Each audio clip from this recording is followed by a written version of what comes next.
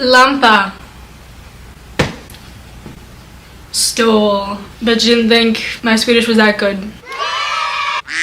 You guys want to hear? You should have seen me when I first started studying Swedish, and I didn't learn any of the pronunciation rules.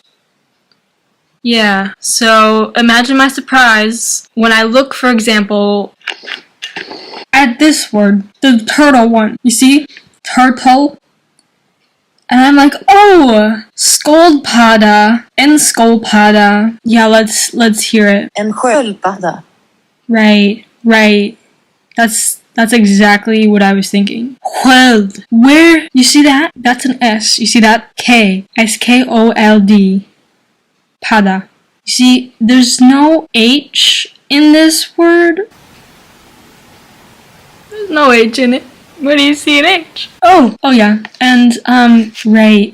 This word, what? If you're a native English speaker and don't know any Swedish, how do you think this would be pronounced? Right. Kukling. Kukling. Right? Wrong. En kyckling. Yeah, see, buddy, but the thing is, where's there an SH in there? K-U-C-K. Ling. And kukling. Yeah, no, there's no SH in there. This one is worst of all. I tell you, when I saw this, right. So this is clearly Sajosjarna.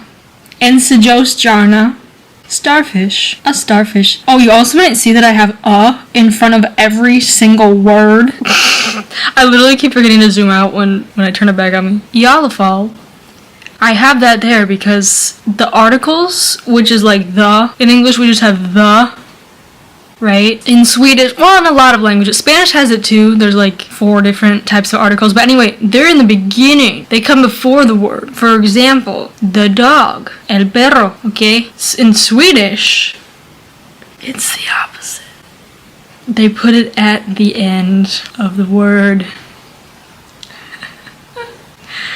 So anyway, but it's different. There's like multiple different ones. You have either N or et, right?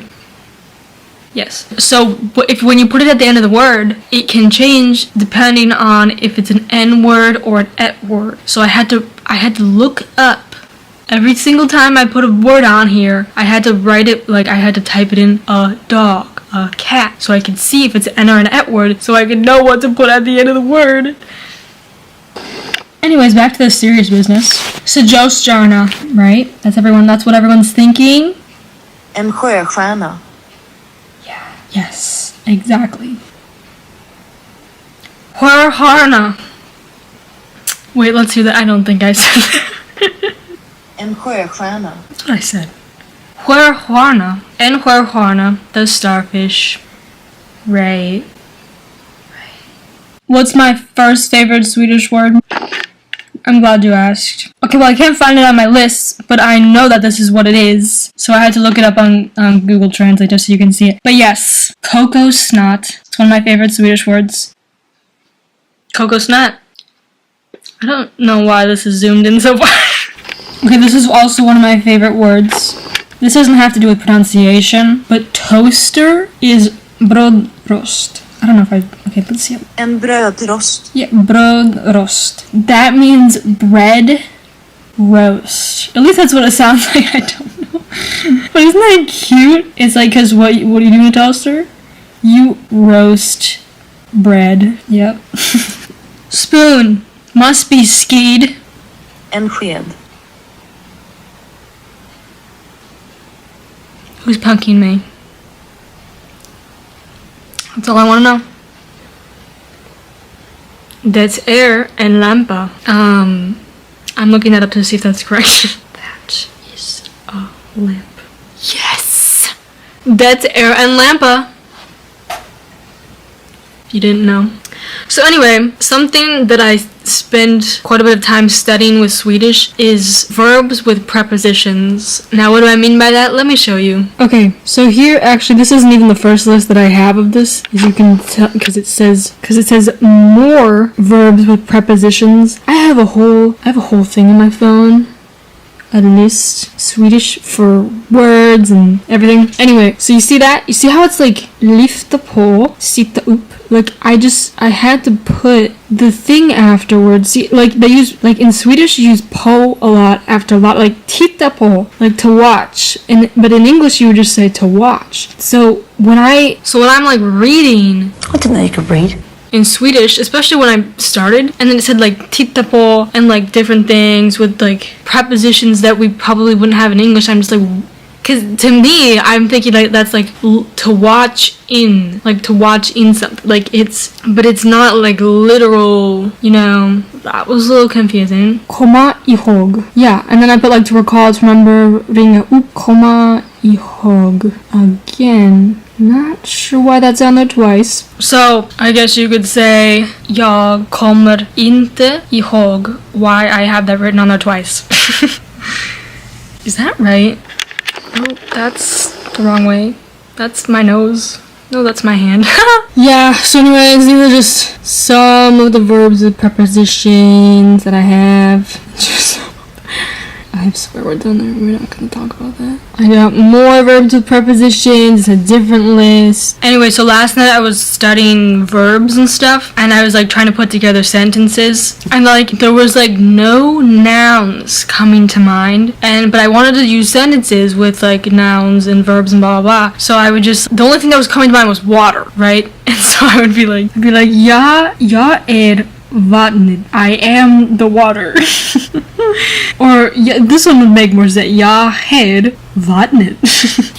Jag vill vattnet. Jag gör vattnet. I do the water.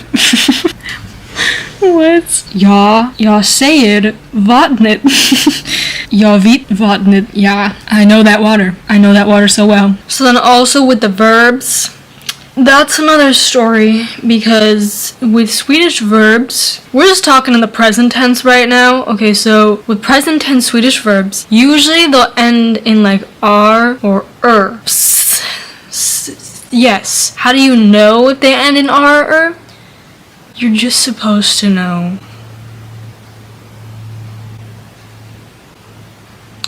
Right. There's like thousands of verbs. And so that takes some time. Okay. And then sometimes you have the verbs, actually frequently you have verbs that are just like, they're doing their own thing and they don't sound anything like that. For example, we got vara, which is in the present tense. Right, because you can see how that just, so similar. Okay, so this is like our typical one. Förklara, like to explain or whatever. And then it ends in ar, right? And then for like komme, that one just, my computer's a little dirty. That one ends in er.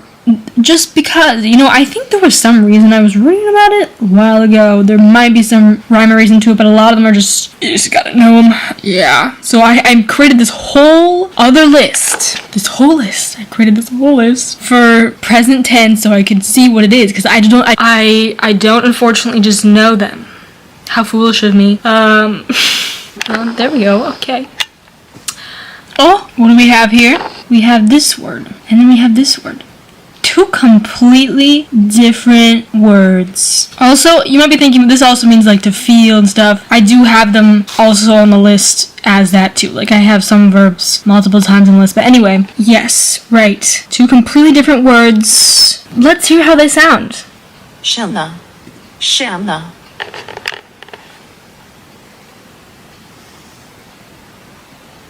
Right. Oh, look, another pair of two completely different words. This one and this one. Oh, wait, they look kind of similar. Förstora. They sound completely different. I don't know how I'm not hearing that. Let's hear it again. Förstora. Förstora. I'll totally be able to pick that up in fast conversation. Så jag ska filma en video där jag pratar svenska och lagar mat, like a Swedish food. So if you have any recommendation, also look, you might be like, wow, you're not gonna be able to do that. I'm gonna do it in a couple weeks, maybe like 2 to 3 weeks. So I'm gonna study quite a bit until then of Swedish, and probably gonna make mistakes in that with not only the speaking Swedish but the cooking. But yeah, stay tuned for that. But yeah, that's kind of what I've been studying, and so thanks for watching.